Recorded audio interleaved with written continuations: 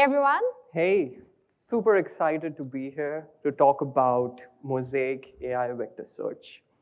I'm Ankit. I'm an engineer on the Vector Search team. I've been working at Databricks for about 3 years now, and I was one of the founding engineers on the team. Hey everyone, I'm Sonali. I know a few of you, so I'm no pressure here. I'm a solutions architect here at Databricks, and I'm also ML and AI SME. I've been with Databricks for around 3.5 years, and I have a background in computer science and machine learning. I'm very excited to be here with Ankit today. Awesome. Okay, before we start, quick show of hands. If you ever tried finding a Slack message but couldn't remember the keyword or the synonym or anything. Oh, perfect. So Awesome. this is a problem that I also face daily. Like it's very hard to find Slack messages. So the problem there is because we rely on traditional keyword-based mechanism, it's very hard to remember this. But just imagine a search which can now take different contextual information about your query as well as your data and then give you relevant results back based on the topic or the sentiment that you want. So that is where vector search comes in. The goal of this talk is to just give you an introduction to vector search, when to use it, when not to use it, what is Mosaic AI Vector Search, and what are some of the best practices that you can do when you're productionizing your systems using Mosaic AI Vector Search. Finally, we'll conclude the presentation and open up for Q&A. So what is vector search? Simple one-liner, it is search with understanding. But how does it work? It's basically based on semantic closeness and of inherent characteristics of your data using embeddings. But what are embeddings? Embeddings are nothing but numerical representations of your data. And the way they are generated is we take the data, we use a machine learning model, any model, and then convert it into a numerical representation in n-dimensional space. So as an example here, you can see that we used a 3D space where our features is age, gender, royalty, and we are mapping on different data points there. So when we map these points to this vector space, the more close the points are to each other, the more similar they are. And that is how we do searching on top of these embeddings. So once you generate the embeddings, the next thing that we do is create a search index out of it. And we use search algorithms like nearest neighbors in a more approximate fashion so that you can get the best recall and the lowest possible latency at the same time. So what are some of the use cases for it? The most widely used use case, everyone talks about it, is RAG, like chatbots. But there are other use cases of it as well, like recommendation systems, anomaly detection, image and video recognition, drug discovery, classic use cases like personalization and product search, and so on. And very recently, we also came across semantic deduplication of data when you're trying to train your machine learning models. So that's something that's very new, and not a lot of people use vector search for it. But what it is not, so it is not an exact match. So it would not replace your standard database lookups or conventional keyword search used for metrics, aggregations, and other observability. Now that we have seen the basics of vector search, let's look at the main components for a vector search system. So the two main components for any search system, one is ingestion, the second is retrieval. But from a vector search point, what are the different characteristics that we are looking for in both of these sides? So for ingestion, we want it to be fast and fault tolerant. We want it to ingest as fast as possible, but at the same time, don't crash on us whenever there is some errors coming up. We want real-time updates through change detection automatically happening so that you don't care about doing it yourself.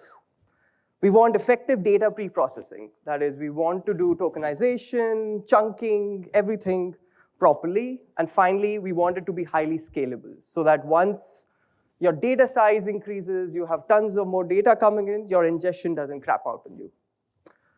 So on the retrieval side, the main thing that we really want is quality results. And we can measure both in terms of recall and precision. In vector search, we kind of use recall as a metric, and we benchmark it against latency because we also want low latency.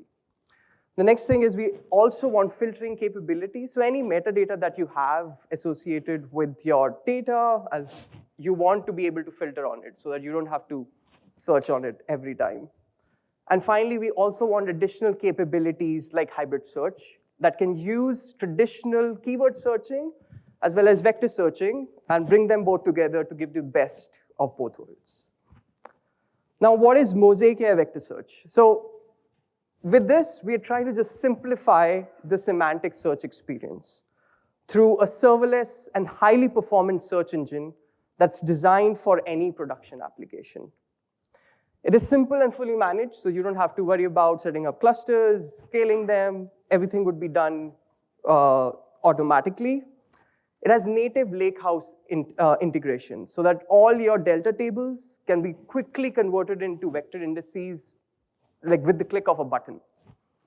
It is fast and scalable, and also it has built-in governance using Unity Catalog so that you can choose who has access to these indices at any time.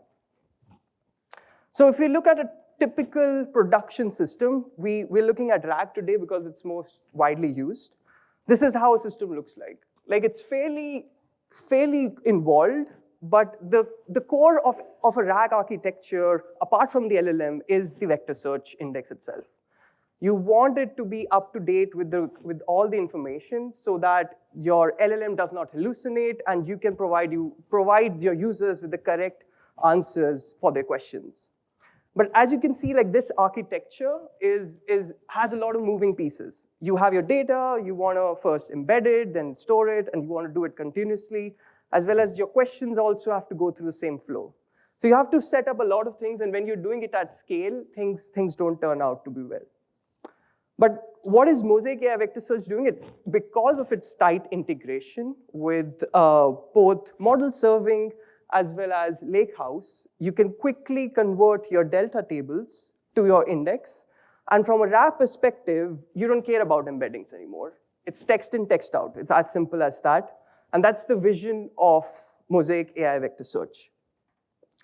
But when you're productionizing something, often the path is hard. The expectation is like, I have all the resources, I know all the design, I know what steps to take, and this is how it should look like. But in reality is when you are trying to do it at scale and you're trying to also figure out governance, security, as well as other things that are happening, it's a heavy lifting job, and it's often convoluted, and you have to like figure out a lot of hoops before you can actually productionize it. So what we're trying to do here is we want to give you some of the best practices that you can do when you're trying to use Mosaic AI Vector Search so that your production applications could be ready like in the first part. So the first thing that we want to talk about is how should you manage and scale ingestion?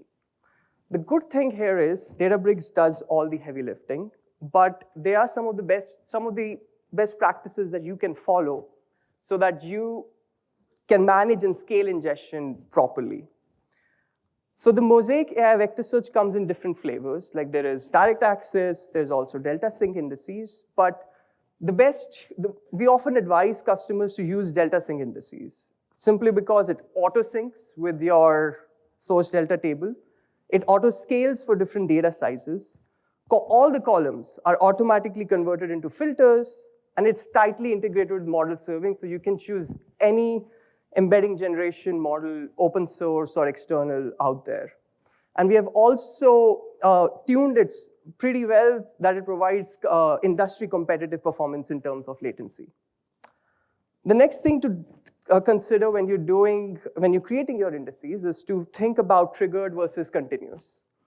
A continuous mode would allow your indices to always be up to date. So whenever changes are coming in your source delta table, it would automatically reflect on your index.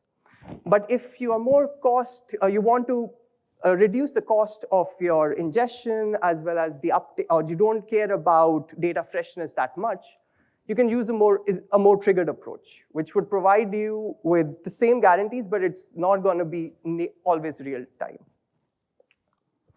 The next thing is being conscious about overriding source delta tables. So because we look for updates on the source table, overriding it means that you're going to rewrite your own table, which from an ingestion point is an expensive operation.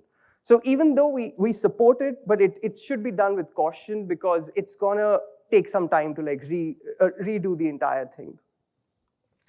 And lastly is to assess the performance of your model serving endpoints. So during ingestion, model serving is also a key component, and there are different ways that you can provide resources for it. But it's always advisable for the best ingestion performance, you should use provision throughput or GPU-based model serving endpoints. I'm also happy to announce that we are actively working on making more improvements to ingestion in the coming quarters. And some of the optimization that we're trying to do is we're trying to lift the endpoint capacity that it has so that you can store beyond the limit that we have. Then we're also trying to further make it faster for like larger workloads. And we also want to give the capability of choosing which columns you want to keep in your delta table. So say if you have 1,000 columns in your delta table and you just want 10 of them in the index, you can do that. So now that we have talked about ingestion, the next important piece was retrieval. And retrieval has different components to it. But one of the most important components is query latency. So how should you improve query latency? Mosaic AI Vector Search has industry competitive performance when it comes to all different types of workloads, whether it is querying with filters, without filters, and different filters workloads as well. But there are still cases where you still want to see how your query latency is increasing or how you want to evaluate it. So the first thing you should do is just identify the source of the latency. So when you do searching through Mosaic AI Vector Search, you get back a breakdown of where the latency is coming from. The overall latency, the embedding generation time, the ANN search time. So look for what is the source of this. Then be cognizant about fetching a large number of results and metadata columns. It's like if you're trying to fetch a lot of data, there would be, when you're transferring over the network, there could be some delays, and because of that, you may see increased latency. So being cognizant about that fact should also be on your mind. Also, ensure that you use the latest SDK version because we're moving really fast, so we want to make sure that you are always up to date with whatever updates that we are making. And the next thing is, there are two parts to the way that you can use vector search. So we always recommend to use the service principal path, which is a more network optimized route in production, and it provides really low latency. But for like POCing, you can use the default PAT token framework, which is good for POCing, but once you are ready for production, you should always use the service principal path. And finally, you should always assess the performance of model serving endpoint. Just like in ingestion, if you want low latency on your queries and you're using Mosaic AI Vector Search, you should also look for the performance of your model serving endpoint. We're also actively working on trying to make query efficiency even more faster. But just improving latency is just one aspect of retrieval, and you also care about different other aspects. So now I'm going to hand over to Sonali, who's going to talk about other aspects of retrieval. All right. Thank you, Ankit. That was perfect. OK, so let's switch gears a little bit. Now, what's the point of the speed if you can't be accurate, right? So one of the things that you're going to do when you are going to work on vector search systems is going to make sure that you're retrieving the right data. And in my honest, humble opinion, for all the data engineers in the room, this is where you're going to spend majority of your time, chunking. Exciting, right? You don't want that information overload. So when you talk about chunk sizes, you have to take a hard and careful look at your data. You need to see, is my data short form or it's long form? When I say short form, I mean tweets, Reddit threads, small articles, blogs, and so on. So when you have short form data, you can get away with small size chunks. But what if you have research papers or like financial documents, legal documents, which are really, really long, like SEC filings? We all have heard about it. So in that case, make sure that you are adopting a chunking strategy that fits the bill. So whenever you make a decision, make sure that you are balancing between the context preservation as well as the compute efficiencies that you need. Whenever you will POC, the first thing you will do is you're going to use a very fixed size chunk.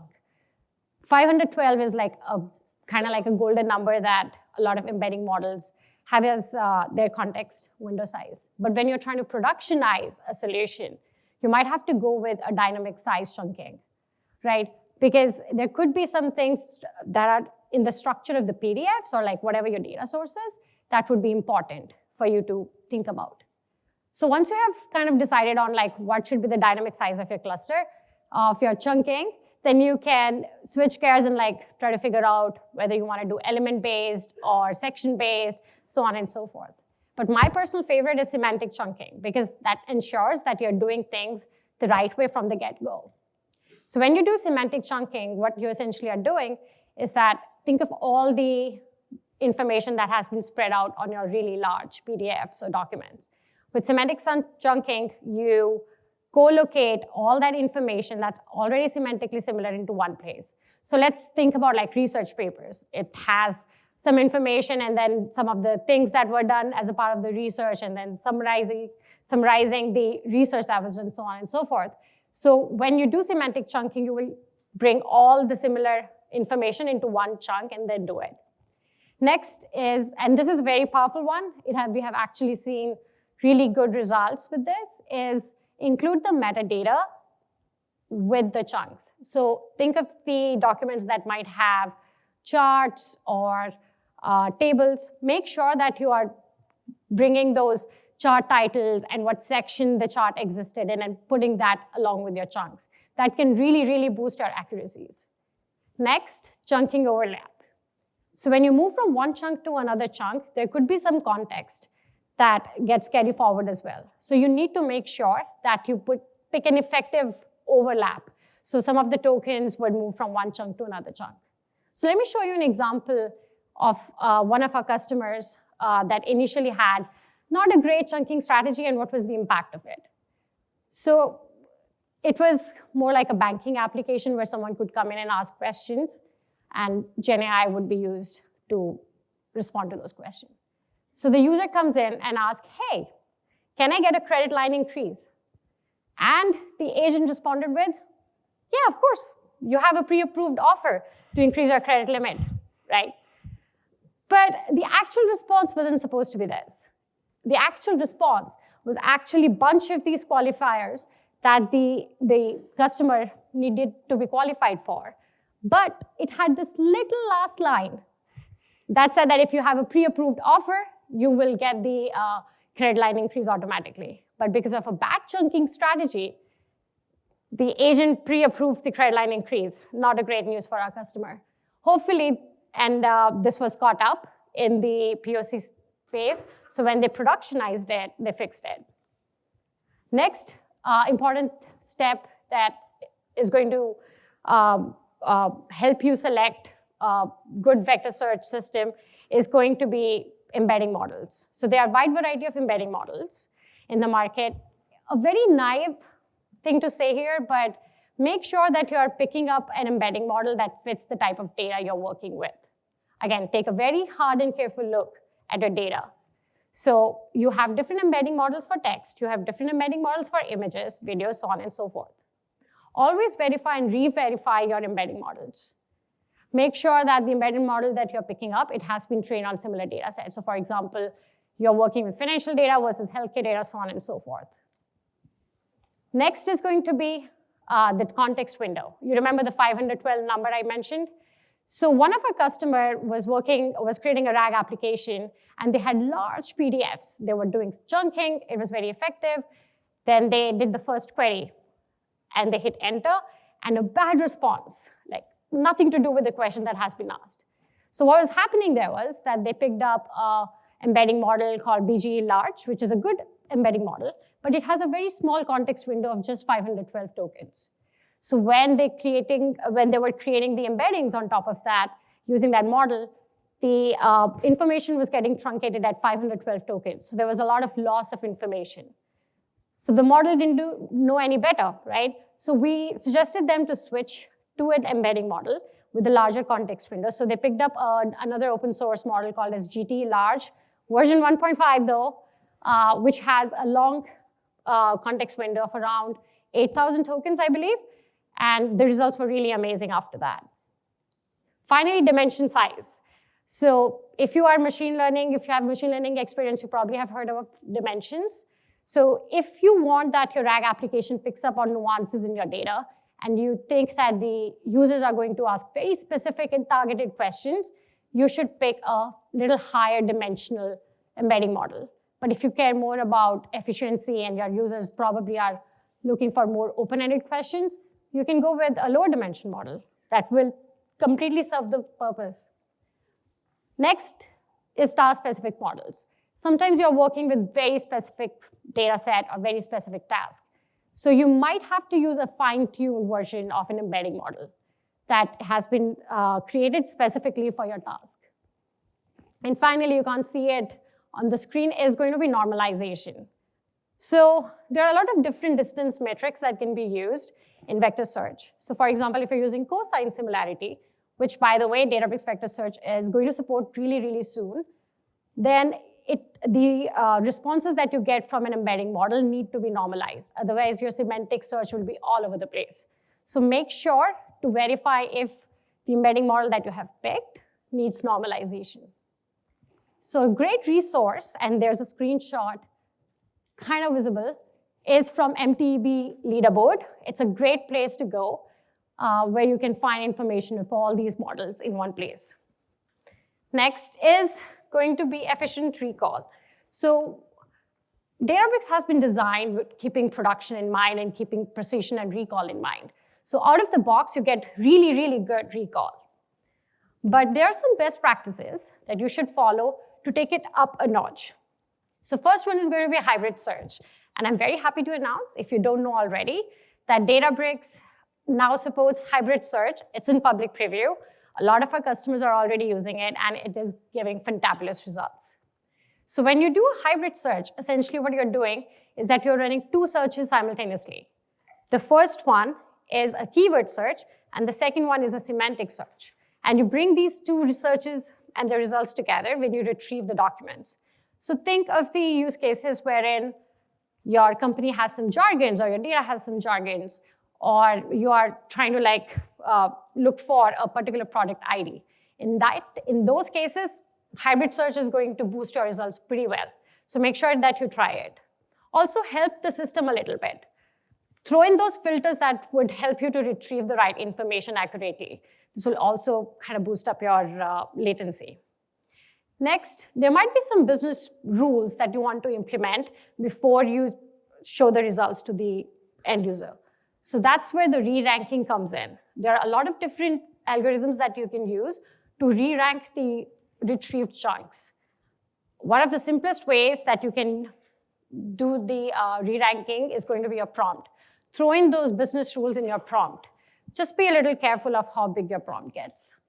Finally, this is my favorite again, verify the embedding model. But this embedding model is for the questions that are being asked. So whenever you are asking a question, you first need to calculate the embeddings on it. And based on those embeddings and what embeddings exist in your system, you do the similarity search. So make sure that you use the same or at least the similar embedding model as your embeddings. All right. I know, we are getting there. Some more best practices, we love this. You don't want your battery to be drained towards the end of production, right? So same goes here. So for all those who care about data privacy, and I hope it's majority of you guys, because with AI guardrails, you have to make sure that AI is doing what it's supposed to do. So make sure that you're using Unity Catalog. Unity Catalog is the Databricks governance solution. You can effectively get ACLs on the data, on their indexes. You can make sure who gets access to what. You're auditing and you're logging everything that gets asked by your vector search systems. You can also use lakehouse monitoring and automatic inferencing. And lastly, a gentle reminder again, please make sure that the model endpoint you're choosing has enough compute resources. I can't tell you how many times people expect like really fast results on a small size GPU or CPU. That's like a recipe for disaster. Make sure that you have enough resources for your model endpoint. All right, in conclusion, vector search is still a data and ML problem. So iteration is going to be the key. Make sure that you try various chunking strategies, pick up the right embedding model, record your experiments, and evaluate and reevaluate. Hopefully you noticed that during the keynote, we released something called as Agents Framework. Make sure that you're using it, you're trying to figure out like where the problem is coming from, where the latency is coming from, and you are effectively taking the steps. Iteration is going to be your best friend in GenAI applications. And lastly, pick a great technology partner. Hopefully it's Databricks, so that you can solve majority of your scaling and your performance problems. Let us do the hard work. And you guys, you should just focus on creating innovative and really smart applications. Thank you very much.